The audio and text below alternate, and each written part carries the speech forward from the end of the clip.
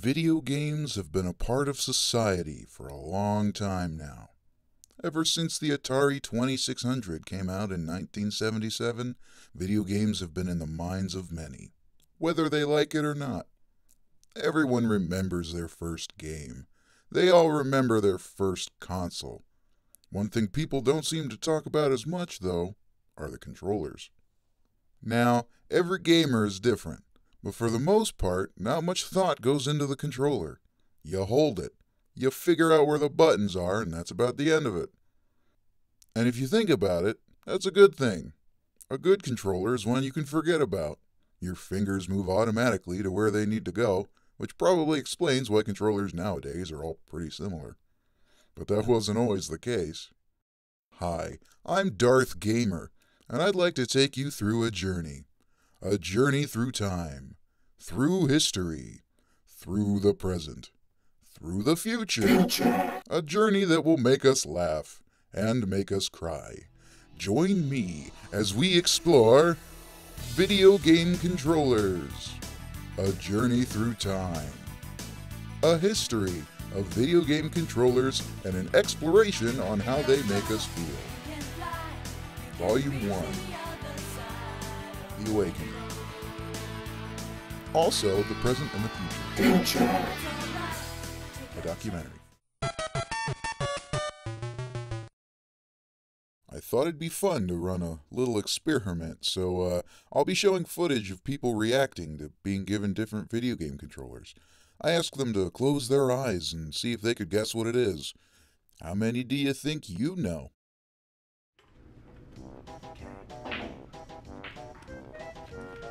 Oh, this is, oh, no, I know this. What is this thing? Oh, is this an...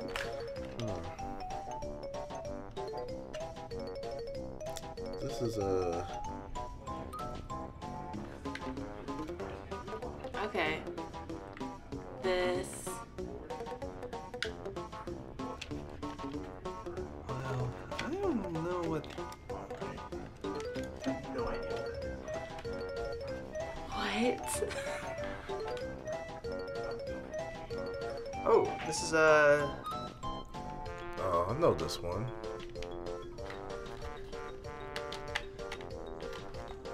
I don't know what that is, but,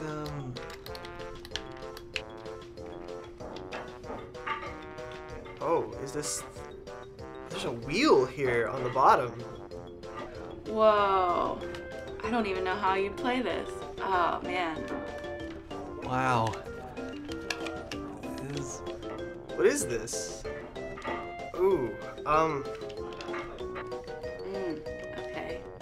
Whoa, this feels weird. I know what this is. The CDI? No. Oh, is it a PS2? Almost. PS1? Almost.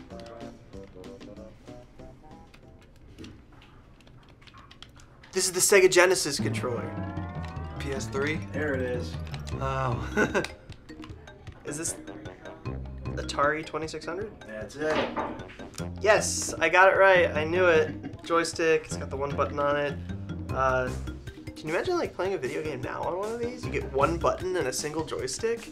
How would you wouldn't be able to do that. Is this an original Xbox? That's it. Okay, yeah!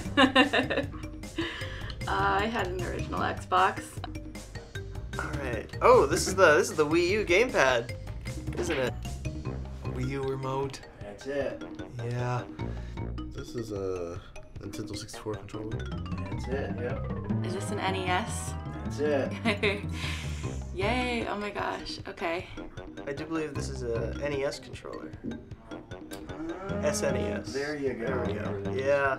It's got a few more buttons than the usual NES controller, but this is a pretty unique, recognizable controller. And is it an Xbox One? No, it's Dreamcast. Oh. I definitely give up. I have no idea. The Atari Jaguar. Oh my gosh. This is like alien to me.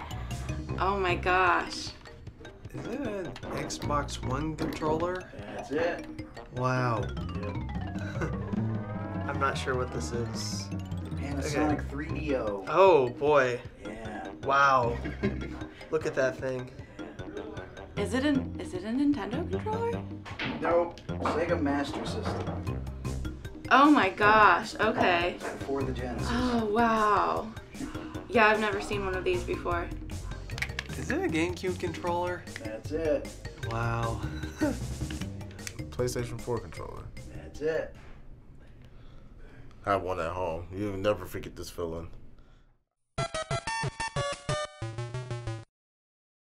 Though video games have existed before the Atari 2600, this is where it's generally considered to be the beginning of video games as how we know them.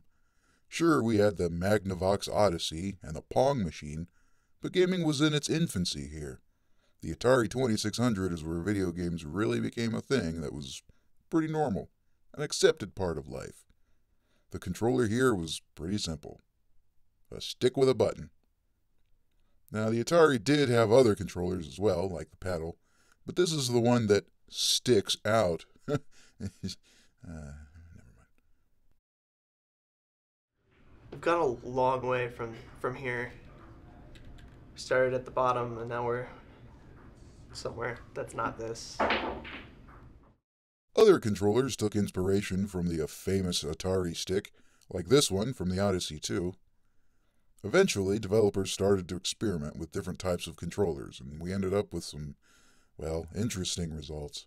Controllers like those from the Intellivision and the ColecoVision look more like remotes than video game controllers. Those games actually came with overlays that tell you what each button did. They work better than you think they would, but still, controllers had some growing to do. And then, Nintendo came along. Nintendo's a classic. You know, I always loved Nintendo games. My dad probably played this a lot as a kid. Probably would bring back a lot of memories for him. Coming out in 1983 in Japan, the Nintendo Entertainment System, or the NES, or the NES, was a game changer in more than one way. But we don't care about those other ways. We only care about the controllers. Nintendo thought it would be a good idea to add a directional pad. Such a simple idea, but now pretty much every controller has one. And they all pretty much look like this. Sega followed suit with their controller for the Sega Master System, which is basically just an NES controller with a much less useful directional pad. But that control pad felt so weird, because it's just like one big button, basically. Now, I'm not going to go through every single controller. I'm just hitting some random ones. So, if you don't see your favorite controller, sorry. Oh. Moving on to the next generation of consoles and their controllers. Here we get into the Super Nintendo and the Sega Genesis. This brought us the first true rivalry in the gaming industry, where you were defined by what system you played your games on, and by extension, which controller you used. So it works really well, it's simple and refined, and it's lightweight, well constructed, and it's a good controller. Sega Genesis was the very first console I ever played. The very first video game I ever played my entire life was Sonic the Hedgehog 2. I recognized this immediately, no questions about it. The thing about controllers is that they bring back memories and they take you back to your childhood. This is something non-gamers will never understand. How holding something as simple as a piece of plastic with some buttons on it can have such a profound effect on people. These experiences are burned into our brains, and they'll stay with us throughout our entire lives. It's not something that people think about much, but it's there, and these controllers are our direct link to these memories. Moving on to what I like to call the most experimental generation, the 3D generation. This is where things start to get weird. For the first 3D console, it's terrible. I think they were going with what they knew, and what they knew was 2D, and I don't think that translates very well with a 3D game. I can't imagine playing a 3D game on this. Yeah, I can see why this didn't do very well. Although I do like that they have the headphone jack on the controller. That's something I really like about the PlayStation 4 controller, and I see they kind of did that way earlier here. What are all these for? Pretty much much what everyone else has, too. It's like a phone. Sometimes experiments failed miserably, like the 3DO and the Jaguar. Other times they paid off. Look at this thing. What? You need 3 arms. At the time, though, it worked fantastically well. Now, it's a bit difficult to find a fully functioning Nintendo 64 controller today. The sticks tended to wear out, especially if you played the first Mario Party. Am I right? You guys know what I'm talking about. This game is a controller killer, also a hand killer, sometimes a friend killer. Anyway, let's see your reaction to the Nintendo 64 controller. It brings back classic games mostly, especially competitive play with Smash Brothers. This is the best controller you could use for any Smash game currently right now. This next controller we're going to take a look at is kind of weird. Came out in 1998 in Japan, 1999 in America. Can you guess what this controller is? Looks more like a spaceship. But it has a really good grip. Yeah. Feels right, too. The Dreamcast, unfortunately, was discontinued just 2 years after the console debuted in America, thus paving the way for the next generation. This generation I like to call the first modern generation. Of course, you can argue with me and say that it's considered a retro generation, but, this is my show. I don't care. It's the first modern generation. Get over it. Let's look at that Xbox controller. It's pretty similar to the controllers for the new Xboxes. I mean, it didn't change all that much. You still have still pretty much everything in the same place, except for maybe like the bumpers. This brings back memories. Up next, we've got another controller that's very near and dear to many people's hearts, the GameCube. But really not too bad. It has great stability or something on your fingers. Yeah, not too bad. Moving on to the first HD generation, we're going to look at the PS3 controller. Been a long time. Oh, we had a PlayStation 1 and a PlayStation 2, but I don't have a PlayStation 3. I used to play Pac-Man World a lot. Next up, we have What Is That? Nintendo being weird again. This time they bring motion controls to the table. This almost looks like we're going back in time now. A D-pad, 2 buttons, quote, start and select, unquote. We're back to the NES controller. Except now we can wave it around in the air. We had a Wii remote at home. I mean, a Wii console at home. And then I used to play them a lot. I used to play Super Mario Galaxy 2. Yeah. Here we are now, up to the current generation, as of 2017. We made it. It's interesting, at least to me, the different reactions to different controllers. Some have a personal connection to some of them, but others have no idea what they are. But right away, you know whether or not you like it or not. Let's take a look at all 3 controllers for the current generation. Love playing Tekken 7 with it all the time. Nice grip. It's unwieldy. Buttons really feel good. It's an interesting idea. It's just, I don't know. As a controller to a console and not the console itself, it's big, unnecessarily so, I think. I actually got the clear one. Her name is Crystal. It's beautiful.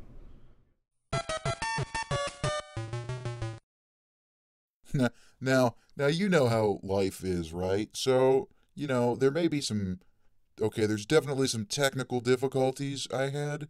The favorite video game controller footage turned out great, except I may have forgot to turn on the mic, so there's no sound. But that's okay. You guys are just gonna have to do some reading, and which is again that's fine. It's fine. You can handle it. I believe in you. Roll the footage.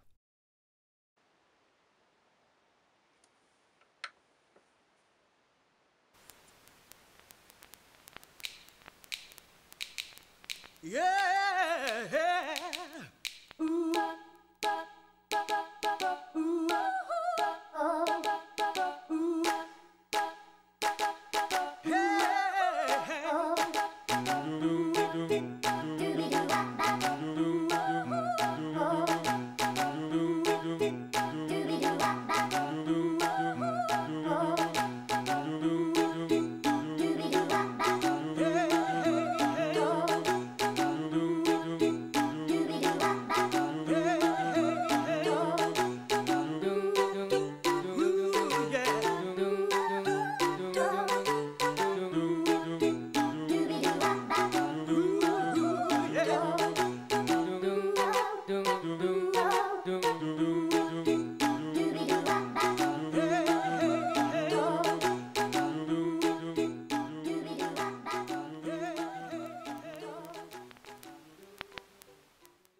Now, it's interesting to me how many different reactions I got.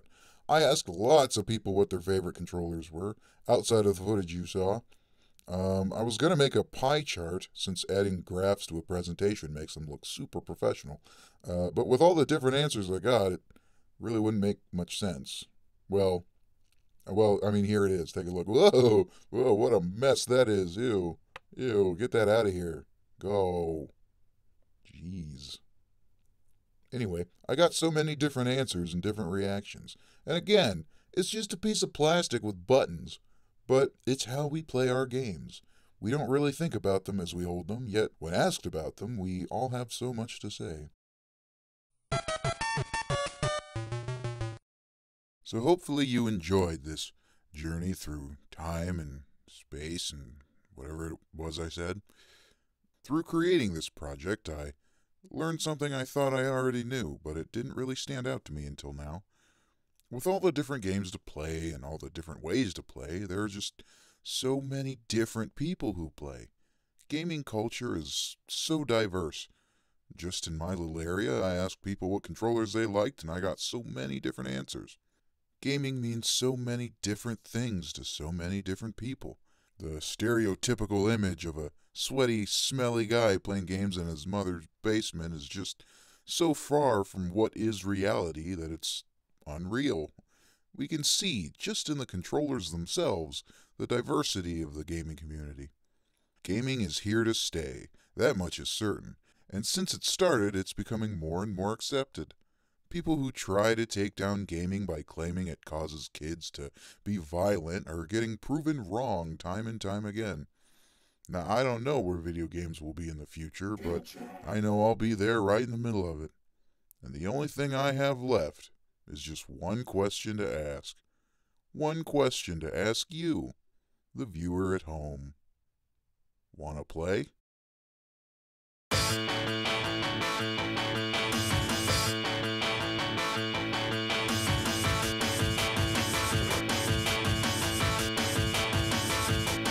I'm waiting for you to hand me like an entire Commodore 64. Yeah, I don't know if I could be down with playing on one of these.